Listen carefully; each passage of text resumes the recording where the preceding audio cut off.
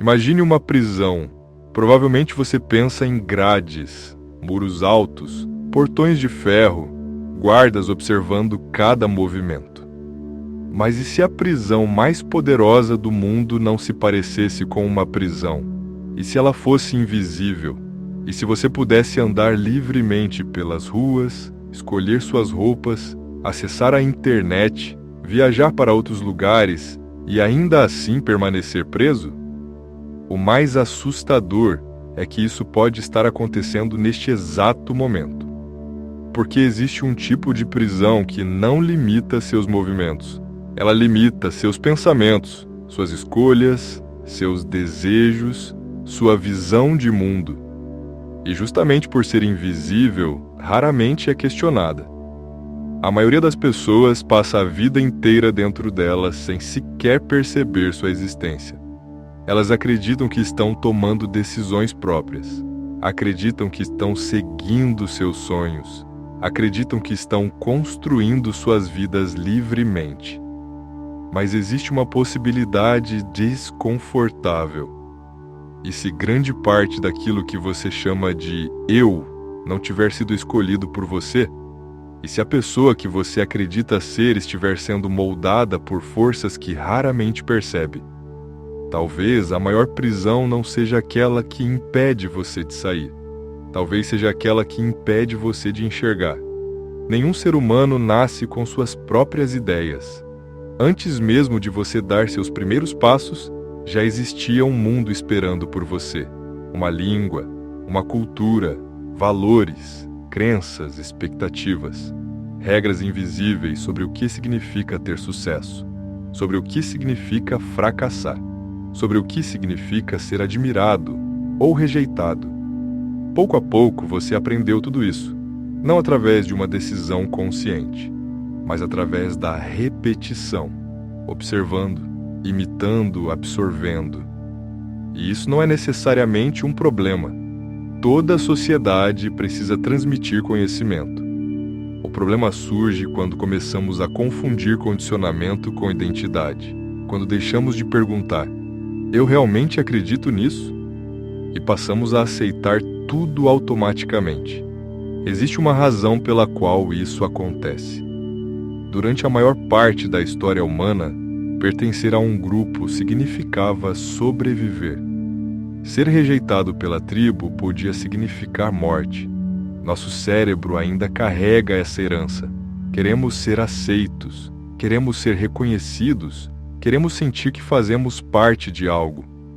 E por causa disso, frequentemente sacrificamos partes de nós mesmos, opiniões, sonhos, desejos, individualidade.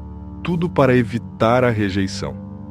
O filósofo Friedrich Nietzsche observava que muitas pessoas não buscam a verdade, buscam aprovação, porque a aprovação oferece segurança.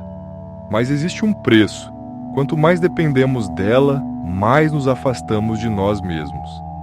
E lentamente começamos a viver uma vida construída para agradar os outros, não para expressar quem realmente somos. Nunca foi tão fácil observar a vida dos outros.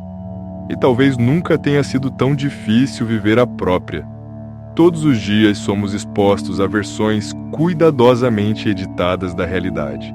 Corpos perfeitos, relacionamentos perfeitos, carreiras perfeitas, vidas perfeitas. E pouco a pouco uma ideia começa a surgir. A ideia de que estamos ficando para trás. A ideia de que não somos suficientes. A ideia de que precisamos nos tornar outra pessoa. Mas existe um problema. Você está comparando sua experiência real com a aparência da vida de outras pessoas. E essa comparação é impossível de vencer, porque sempre existirá alguém mais bonito, mais rico, mais inteligente, mais admirado. O resultado é uma busca interminável, uma corrida sem linha de chegada, uma prisão construída pela própria mente. Carl Jung acreditava que todo ser humano desenvolve uma persona, uma máscara social, uma versão de si mesmo criada para funcionar no mundo. Todos nós fazemos isso, adaptamos comportamentos, escondemos certas partes, mostramos outras. O problema não é usar uma máscara. O problema é esquecer que ela é uma máscara. Muitas pessoas passam tanto tempo interpretando um personagem que acabam acreditando ser ele. Vivem para corresponder às expectativas. Vivem para manter uma imagem. Vivem para proteger uma identidade. E pouco a pouco perdem contato com aquilo que realmente sentem. O resultado é uma sensação estranha, a sensação de viver uma vida que parece sua, mas não parece verdadeira. Talvez a parte mais surpreendente de tudo isso seja que a maioria das pessoas não está apenas presa, ela também tem medo de ser livre. Porque liberdade não significa apenas fazer o que quiser. Liberdade significa responsabilidade, significa abandonar desculpas, significa escolher seu próprio caminho e assumir as consequências dessa escolha. O psiquiatra Viktor Frankl observava que liberdade e responsabilidade são inseparáveis. Não existe uma sem a outra. Talvez por isso tantas pessoas permaneçam em prisões invisíveis. Elas são limitantes, mas também oferecem conforto.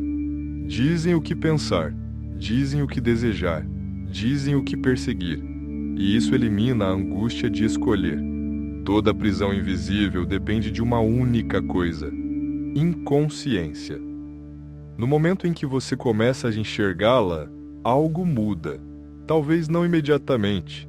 Talvez você continue cometendo os mesmos erros durante algum tempo. Mas agora existe uma diferença. Você consegue vê-los, consegue perceber os mecanismos, consegue identificar os padrões. E consciência possui um poder estranho.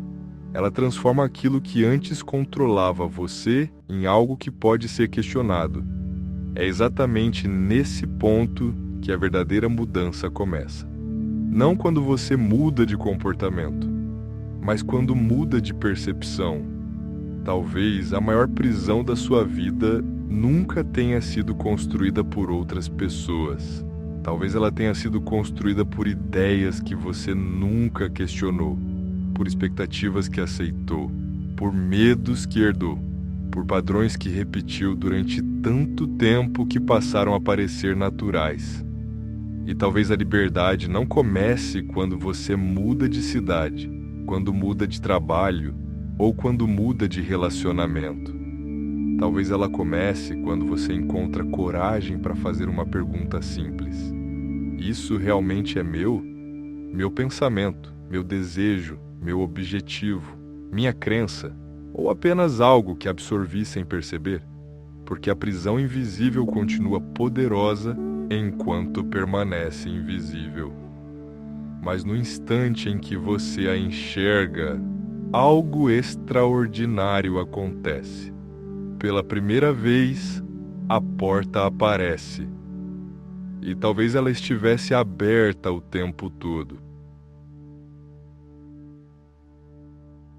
Obrigado por dedicar parte do seu tempo a esta reflexão.